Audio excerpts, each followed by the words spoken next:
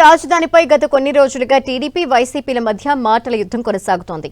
అమరావతి ఒక అంతులేని కథ అని, అమరావతిని నిర్మించడంలో సీఎం చంద్రబాబు అట్టర్ ఫ్లాప్ అన్నారు మాజీ మంత్రి అంబటి.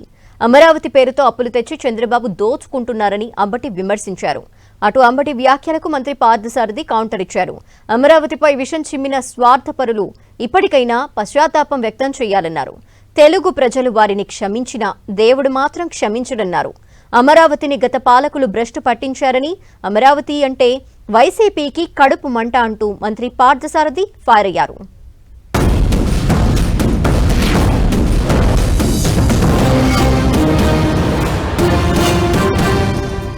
నిన్న ఆ సభ చూసిన తర్వాత అమరావతి అనేది ఒక అంతులేని కథ, దానికి అసలు సశేషం ఉండదు, పునఃప్రారంభం మళ్ళా పునఃప్రారంభం తప్ప ఒక అంతం లేని కథలాగా కొనసాగుతుందనేటువంటి భావన రాష్ట్ర ప్రజానీకానికి కలిగిందని ఈ సందర్భంగా నేను చెప్పదలుచుకున్నాను. It's a failure.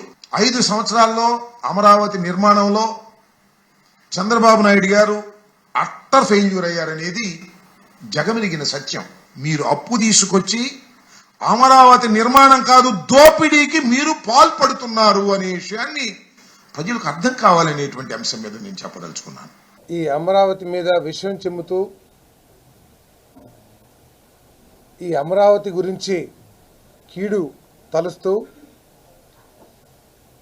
దీన్ని శ్మశానంగా పోల్చిన అవివేకులు, స్వార్థపరులు, అప్రజాస్వామికవాదులు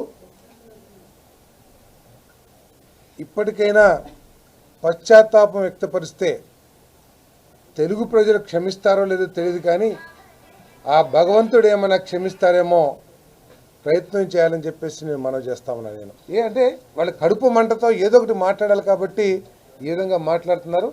కరెక్టే, మనందరికీ కూడా తెలిసిందే. సాక్షాత్తు దేవతల రాజధాని అని చెప్పేసి ప్రధానమంత్రి గారు చెప్పారు. దేవతలు ఎక్కడైతే ఉంటారో అక్కడ రాక్షసులు కూడా కొంతమంది ఉంటారు. ఆ రాక్షసులు సంహరించడమే దేవతా నాయకుల యొక్క విధి కాబట్టి